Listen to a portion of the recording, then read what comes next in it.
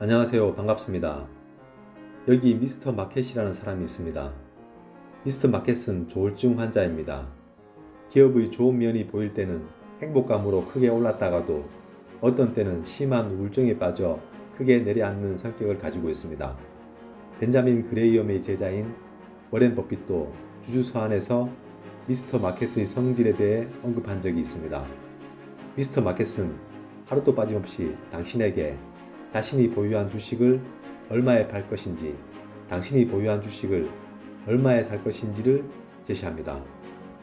때로는 기분이 너무 좋아져서 기업에 호재가 되는 사항에만 집착하는 경향이 있습니다.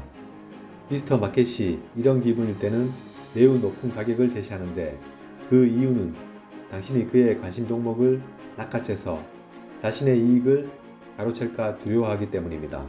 그러다 또 어느 날에는 기분이 매우 우울해져 기업과 전 세계에 닥칠 어려운 문제에만 골몰합니다. 미스터 마켓이 이런 기분일 때는 매우 낮은 가격을 제시하는데 그 이유는 당신이 관심 종목을 자신에게 내려놓을까 두렵기 때문입니다. 미스터 마켓은 사랑스러운 면도 있는데 남들로부터 무시당해도 별로 개의치 않는다는 것입니다. 그는 오늘의 가격이 당신에게 만족스럽지 못하면 내일 다시 새로운 가격을 들고 찾아옵니다. 거래를 하고 말고는 전적으로 당신에게 달려있기 때문에 미스터 마켓의 조울증적인 행동이 강하면 강할수록 여러분은 더 유리하게 됩니다. 당신이 미스터 마켓보다 기업의 가치평가나 회사 자체에 대해 월등히 잘 이해하고 있다는 확신이 서지 않는다면 게임에 참여해서는 안 됩니다. 당신이 보유한 주식의 기업이 경제적으로 건전한 상태에 있다 하더라도 미스터 마켓이 제시하는 가격은 항상 이 사항을 완전히 무시합니다. 왜냐하면 불쌍하게도 이 친구는 감정의 문제를 일으키는 불치병에 걸려있기 때문입니다.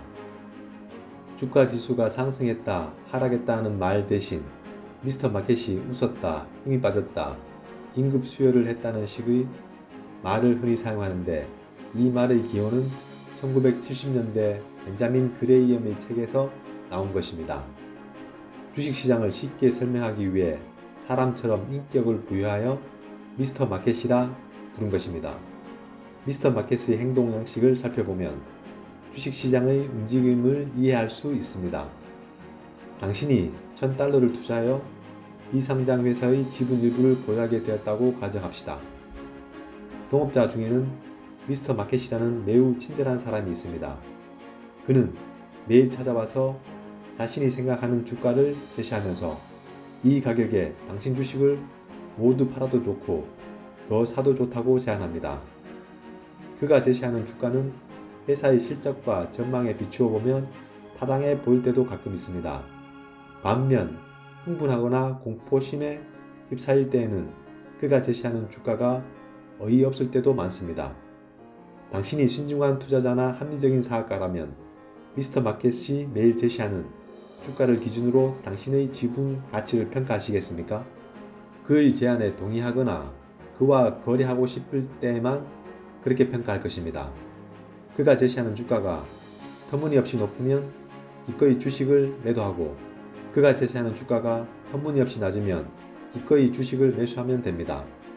나머지 시간에는 재무제표를 통해서 회사의 실적과 재무 상태를 분석하여 보유 주식의 가치를 당신 스스로 평가하는 편이 낫습니다. 이 내용은 벤자민 그레이엄의 저서 현명한 투자자에 나오는 내용입니다.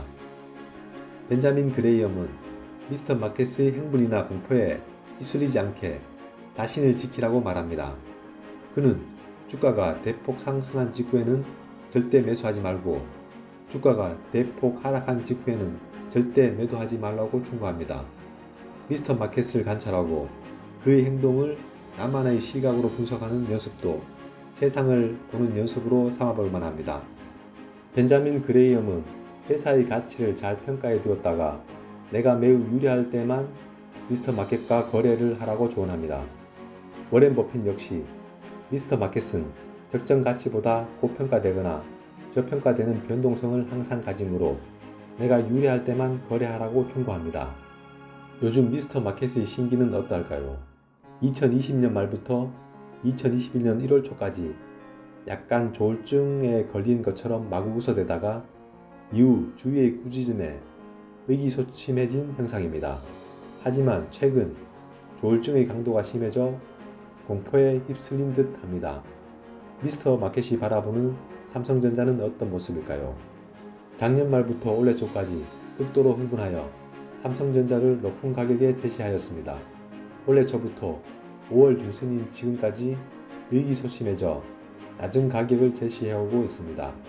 조만간 극도의 공포에 휩싸여 아주 저가에 삼성전자를 매도하여 다른 종목들이 급등하고 있으니 갈아타라고 호들갑을 떨 것 같습니다. 하지만 미스터 마켓은 조울증 환자라는 사실을 기억하세요. 냉정하게 코스피 지수와 삼성전자의 주가를 분석해 보겠습니다. 코스피 지수는 1월 11일 최고점인 3266.23포인트의 돌파를 앞두고 조정을 받고 있습니다. 이에 비하여 삼성전자는 1월 11일 고점인 96,800원과 상당한 차이를 보이고 있습니다. 오늘 2021년 5월 12일 8만원으로 종가를 형성하며 더 폭락할 수 있으니 주식을 팔라고 위협하는 듯 합니다. 하지만 이러한 분위기가 지나면 코스피 지수와 삼성전자의 키맞추기가 진행될 것으로 보입니다. 그러므로 삼성전자가 주도주로 부상하면서 다른 종목들을 소외시킬 가능성이 상당히 높아 보입니다. 시장에는 순환매라는 것이 있습니다. 얼마 전 삼성전자 투자자들이 매도해서 그 돈으로 비트코인에 투자한다는 이야기를 들은 적이 있습니다. 조용히 순서를 기다리면 다음은 삼성전자 차례인데 안타깝습니다. 2008년 금융위기 때의 경험입니다. 모든 투자자들이 주식 폭락의 패닉으로 공포에 휩싸여 있을 때 현금 다발을 들고 폭락의 한가운데 나타난 사람이 있었습니다. 이 사람은 조금의 흔들림도 없이 폭락한 우량 금융주들을 냉철하게 주워 담는 모습을 보여주었습니다. 바로 워렌 버핏입니다. 그때 전설적인 투자가의 모습은 저런 것이구나 하고 느꼈습니다. 하루 이틀 사이에 주가의 내재 가치는 변하지 않습니다. 변하는 것은 시장을 바라보는 투자자의 마음이 변한 것입니다. 삼성전자만큼 마음 편한 종목이 어디 있을까요? 느긋하게 특별 배당과 분기 배당을 받으면서 순서를 기다리면 됩니다. 미스터 마켓의 속삭임에 휘둘리지 마세요. 미스터 마켓은 조울증 환자일 뿐입니다. 오늘은 여기까지 하겠습니다. 감사합니다.